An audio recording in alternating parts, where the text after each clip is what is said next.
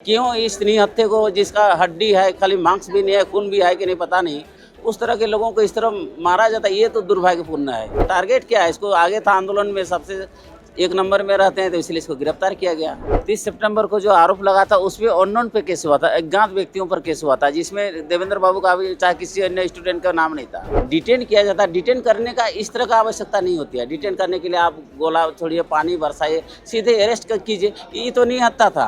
अमन में तो जो कलर पकड़ा, कौन उसको कलर पकड़ने का, उनसे ये सब प्रश्न पूछने का आपको आवश्यकता है कि पुलिस अफसर होने के बावजूद भी एक इस तरह के सादे सीधे व्यक्ति को क्यों कलर पकड़ा, ये सब प्रश्न उनसे आए। बेल के लिए अर्जी डाली जा रही है। जब तक रिमांड नहीं लेगा अर्जी नहीं डाला जाता है। जब तक यहाँ रिमांड करेगा, किस केस के तहत रिमांड लिया जाता है। अभी तो सुनने में है कि कल जो हुआ है उसमें भी एफआईआर होगा। जेल कैंप का वरीय उपाध्यक्ष है, तो सबसे पहले कोई भी पकड़ता है तो रूट को पकड़ता है।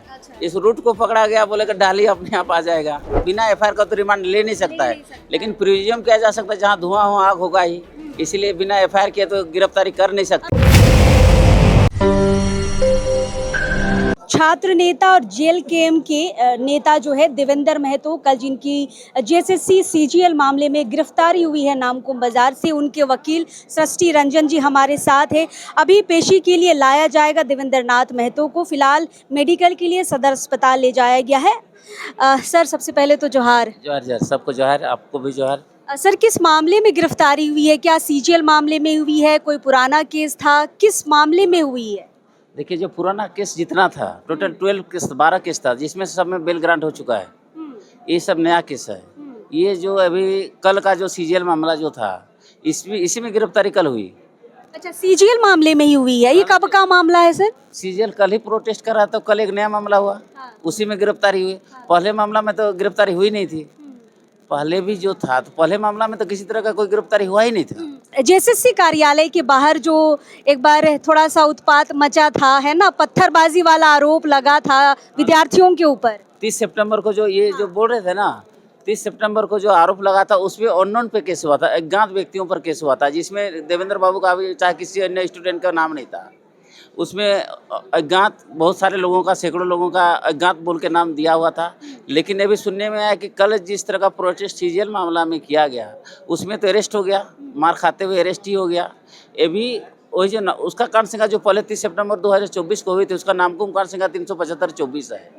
उसमें से टोटल 15 धारा लगा हुआ है, जिसमें 191(2) जो हम लोग बोलवा दंगा नहीं बोलते हैं, उस तरह का 191, 3, 90। दंगा करने का आरोप लगा है। अरे दंगा मतलब समझ रहे हैं क्या होता है? दंगा मतलब हल्का गाली फूलो। दंगा मतलब सरकार के विरुद्ध कुछ बोलना, भी दंगा में आ जाता है। दंगा में आ जाता है। आरोप लगा है, आरोप किसी का, तो यदि 30 सितंबर 2024 को आज आपका 17/12 हुआ ना, 17/12 तक इसके विरुद्ध कोई छानबीन नहीं हुआ इस केस पर। यदि उतना ही अटेम्प्ट टू मर्डर, बहुत सारा सेक्शन लगा हुआ था, वो टोटल 15 सेक्शन लगा हुआ, जिसमें से 5 नॉन अवेलेबल है। और आज सुनने में है कि उसमें भी रिमांड में लेगी आज पुलिस। तो अज्ञात में सिर्फ देवेंद्र को उठाया गया है? उठाया कहाँ गया? कल गिरफ्तारी हुई। उठाया कहाँ? उठाया तो गिरफ्तारी तो कल वहाँ नामकुम मैदान से गिरफ्तारी। उठाना का मतलब घर में सोया हुआ तो उसको उठाना बोलते हैं। ये तो कल प्रोटेस्ट कर रहा था, उस समय गिरफ्तारी हुई। ये तो गिरफ्तारी दिया, बोलिए। उठाना और गिरफ्तारी देना में अंतर होता है। ये तो कल गिरफ्तारी, ये तो कल प्रोटेस्ट करने गया था तो इसको गिरफ्तारी किया।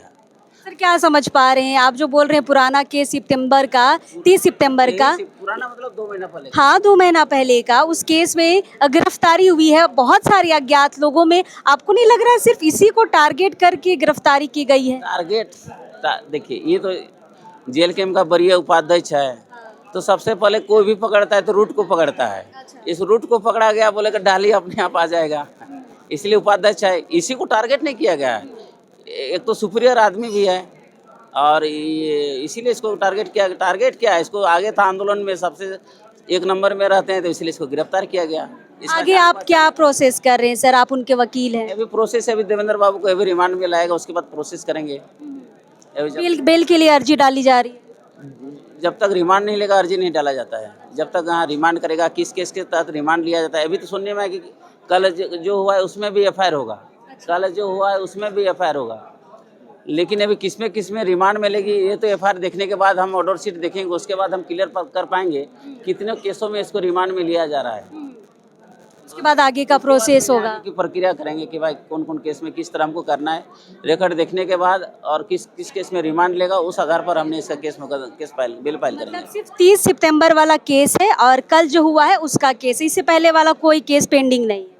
मतलब केस पेंडिंग है, इसका बेल सब में ले लिया सब में ले है। लिया हाँ, बेल सब में ले लिया है, केस तो पेंडिंग ही है। इन्वेस्टिगेशन सभी केस में पेंडिंग है, लेकिन मतलब बेल हो गई है, बेल इनका सब में हो गया। सभी एंटीसेप्टिव बेल ग्रांट हो चुका है, जितना भी केस था सुरक्षित है उधर बाकी। सब में सुरक्षित है।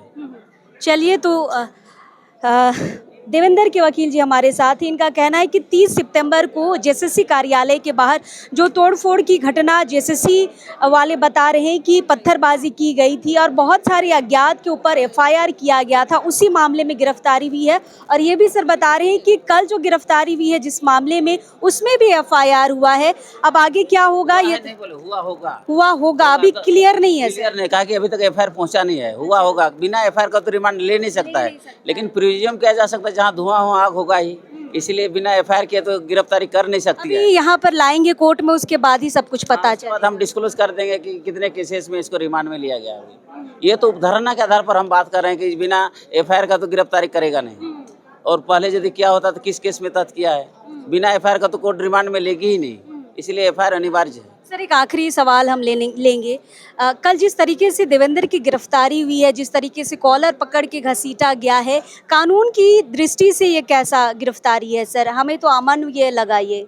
देखिए, हम बोलने से अमन में तो जो कलर पकड़ा, कौन उसको कलर पकड़ने का, उनसे ये सब प्रश्न पूछने का आपको आवश्यकता है कि पुलिस अफसर होने के बावजूद भी एक इस तरह के सादे सीधे व्यक्ति को क्यों कलर पकड़ा, ये सब प्रश्न उनसे आए। हम लोग तो आम आदमी बोले हम कानून की दृष्टि से समझना चाहते हैं, की दृष्टि से तो उनको पूछना चाहिए कि सचिव को तो सस्पेंड कर देना चाहिए था। अभी क्या उसको मतलब तहकीकात क्या आदेश मिला था वो जानता है। इस तरह का प्रश्न उनसे पूछा जाना चाहिए था कि आपको जो डिटेन किया जाता है, डिटेन करने का इस तरह का आवश्यकता नहीं होती है। डिटेन करने के लिए आप गोला छोड़िए, पानी बरसाइए, सीधे अरेस्ट कीजिए। ये तो निहत्था था। निहत्था लोगों को यदि उस तरह का अभिमन्यु जैसा मार दीजिएगा तो ये पुलिस वाला जाने। और पुलिस वाला से आप लोग इस तरह का प्रश्न पूछना चाहिए, आप लोग जैसे पत्रकार को, कि क्यों इस निहत्थे को, जिसका हड्डी है, खाली मांस भी नहीं है, खून भी है कि नहीं पता नहीं, उस तरह के लोगों को इस तरह मारा जाता है। ये तो दुर्भाग्यपूर्ण है।